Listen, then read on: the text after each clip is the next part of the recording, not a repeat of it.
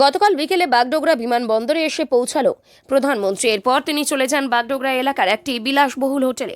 সেখান থেকেই রাত বাস করেন প্রধানমন্ত্রী। আজ শিলিগুড়ির কাওয়াখালী মাঠে প্রধানমন্ত্রীর জনসভা দুপুর 1টা নাগাদ। প্রধানমন্ত্রী ঠিক 12:20 ওই বিলাসবহুল হোটেলের পাশের হেলিপ্যাড থেকে কাওয়াখালী মাঠের উদ্দেশ্যে রওনা দেবেন। কাওয়াখালী জনসভার মাঠের পাশেই তৈরি করা হয়েছে হেলিপ্যাড। সেখানে নেমে প্রধানমন্ত্রী উঠবেন সভামঞ্চে।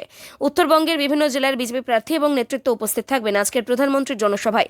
লক্ষাধিক মানুষের সমাগম হতে পারে বলেই আশা বিজেপির। ব্যাপক নিরাপত্তা বন্দোবস্ত কাওয়াখালী মাঠ এবং পার্শ্ববর্তী এলাকায়।